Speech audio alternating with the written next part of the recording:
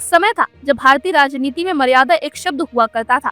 नेता सोच समझकर बोलते थे और अगर जुबान फिसल जाए तो अगले दिन माफी मांगते थे। लेकिन अब का दौर नए भारत का है। यहाँ ना तो फिसलन का डर है, ना शर्म का। और इस चमकते हुए नए भारत के पन्नों में अचानक उभर कर सामने आता है एक नाम, निशिकांत दुबे। जी हाँ, वही निशिकांत दुबे जो बीजेपी के सांसद है और जिन्हें शायद लगता है कि लोकतंत्र में सबसे बड़ी कुर्सी सुप्रीम कोर्ट की नहीं बल्कि ट्विटर की है। जब निशिकांत बोले, अगर गृह युद्ध होता तो इसके लिए भारत के मुख्य न्यायाधीश जिम्मेदार होंगे। जैसे ही यह वाक्य देश के कोने कोने में गूंजा, पूरा लोकतंत्र थोड़ा सहम गया। पत्रकारों की भी भौं तन गई, सोशल मीडिया उबाल पकड़ गया और बीजेपी खिसक कर किनारे हो गई। पार्टी ने फौरन बयान दिया, यह उनके निजी विचार है। मतलब अगर कल को कोई सांसद संसद में खड़ा होकर बोले सूरज पश्चिम से निकलता है तो बीजेपी कहेगी हमसे लेना देना नहीं। लेकिन सवाल यह है कि सांसद ऐसा बयान देने की हिम्मत क्यों करता है? क्या उन्हें भरोसा है कि पार्टी भले ही जुबानी दूरी बना ले लेकिन मन से वो उनकी ही लाइन पर है? भाकर धनखड़ की दुविधा। अब जरा उपराष्ट्रपति जगदीप धनखड़ को देखिए। उन्हें शायद अभी तक यह समझ नहीं आया है कि वो न्यायपालिका से ऊपर नहीं बल्कि उनके संरक्षक पद पर है। लेकिन साहब जब बोलते हैं तो लगता है जैसे सुप्रीम कोर्ट और संविधान दोनों ही किसी विपक्षी पार्टी के चोंचले हो। लोकतंत्र को सुप्रीम कोर्ट से नहीं संसद से दिशा मिलती है, ये उनका प्रिय वाक्य है। और जब वो ये कहते हैं तो सीजीआई के चेहरे पर एक बेहद सूक्ष्म मुस्कान आ जाती है। वो मुस्कान नहीं, संविधान की सहनशक्ति की परीक्षा होती है। रिज्जू, न्यायपालिका पर पुराना प्यार। किरण रिज्जू के बारे में क्या ही कहा जाए। जब वो कानून मंत्री थे तब भी उनके बयान न्यायपालिका को लेकर ज्यादा रेगुलेट करने की चाहत में डूबे रहते थे। जजों को ये सोचना चाहिए कि वो चुने हुए प्रतिनिधियों के ऊपर नहीं है। साफ है कि बीजेपी का एक वर्ग अब सुप्रीम कोर्ट को भी सेंट्रलाइज करने की कोशिश में है। रिज्जू का सबसे बड़ा दर्द यही है कि जजों को जनता ने नहीं चुना। लेकिन साहब ये मत भूलिए, न्यायाधीश जनता के हक में खड़े होते हैं और आपने जनता को बस वादों के पोस्टर तक सीमित रखा है। 3 बयानों की एक समान आत्मा। निशिकांत दुबे, धनखड़ और रिज्जू, तीनों की भाषा अलग अलग है लेकिन स्वर एक ही है। ये तीनों मानव संविधान की उस दीवार को धीरे धीरे कमजोर करना चाहते हैं जो न्यायपालिका की स्वतंत्रता की रक्षा करती है। ये हमला कोर्ट के किसी फैसले पर नहीं बल्कि उसकी स्वतंत्र विचार पर है। ये इस बयान सिर्फ विवाद नहीं, एक नैरेटिव तैयार कर रहे हैं कि अगर कोर्ट सरकार के विरुद्ध बोले तो वो देशद्रोही है। वक्फ संशोधन विधेयक मुद्दा क्या है?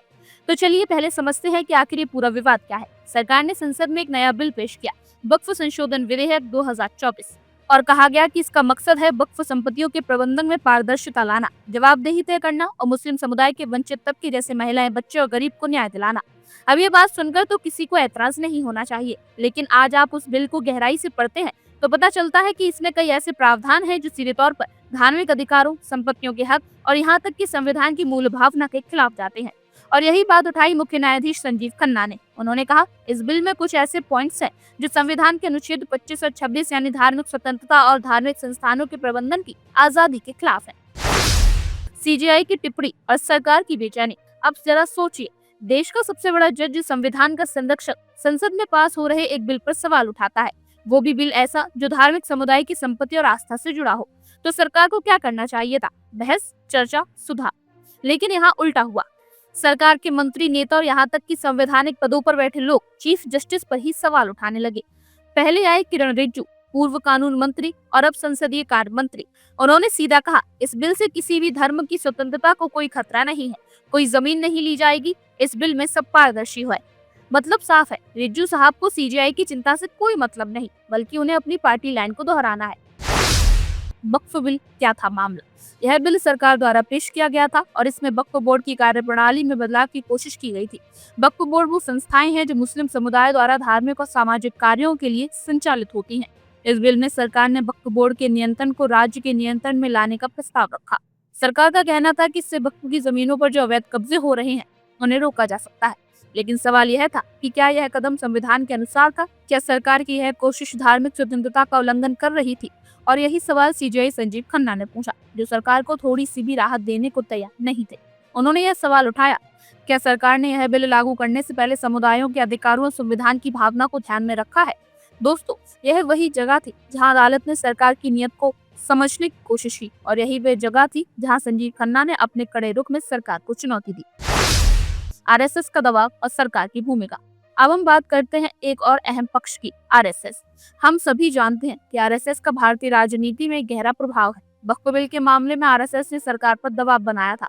आरएसएस का मानना था कि वक्फ की जमीनों पर अवैध कब्जे हो रहे हैं और इन्हें सरकार के नियंत्रण में लाया जाना चाहिए।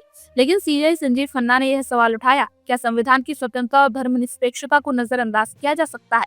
उन्होंने यह सुनिश्चित किया कि सरकार संविधान के दायरे में रहते हुए ही फैसले ले। उनका यह कड़ा रुख बहुत महत्वपूर्ण था, क्योंकि ये सीधे सीधे यह संदेश दे रहा था कि न्यायपालिका सरकार से बहुत दूर रहती है जब तक वह संविधान की भावना का उल्लंघन ना करे। सीजेआई खन्ना का सक्रिय रुख, क्या भविष्य में बदलाव होगा? अब एक बड़ा सवाल उठता है, क्या अगर संजीव खन्ना ने अपनी सक्रियता नहीं दिखाई तो क्या सरकार अपने मनमाने तरीके से यह बिल लागू कर देगी?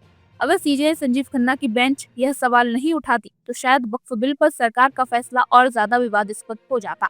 उन्होंने ये साबित कर दिया कि न्यायपालिका संविधान की रक्षा करने के लिए पूरी तरह से प्रतिबद्ध है।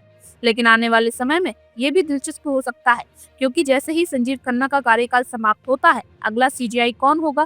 क्या वह सरकार के दबाव में आकर फैसले देगा या फिर वह भी खन्ना साहब की तरह कड़े रुख अपनाएंगे?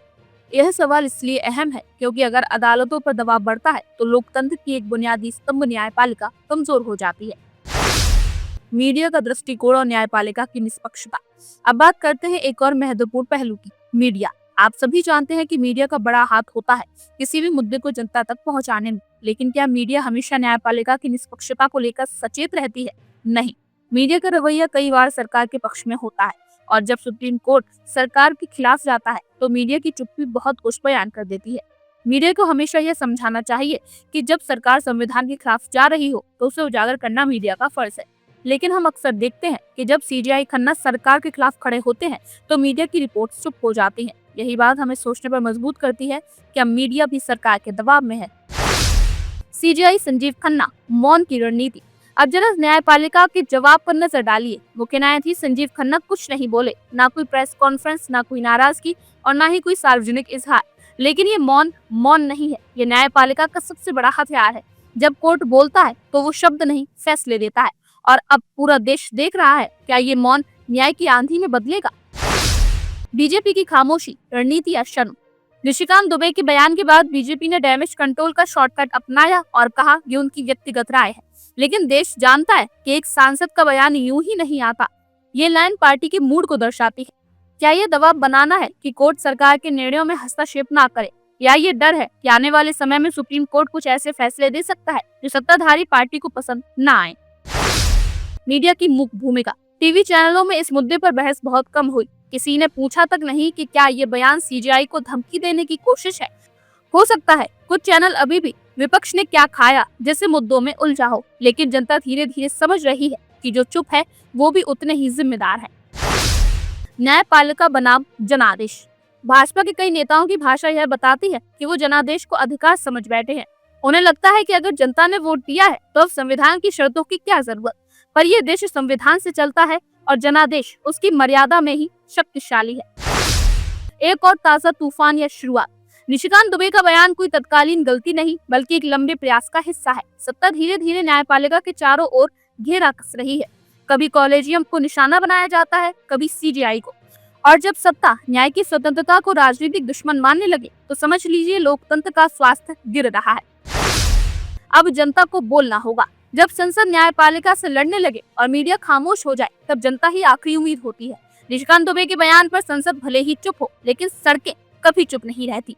संजीव खन्ना भले ही चुप हो, पर उनकी कलम वक्त आने पर बोलेगी, और जब वो बोलेगी तो सत्ता को याद आ जाएगा कि भारत अभी भी एक लोकतांत्रिक गणराज्य है और न्यायपालिका उसकी रीढ़। और आप हमसे जुड़े रहने के लिए सब्सक्राइब करें YouTube पर, फॉलो करें Twitter पर और लाइक करें Facebook पर। और ज्यादा जानकारी के लिए आपको टाइप करना होगा सिर्फ न्यूज़ नशा।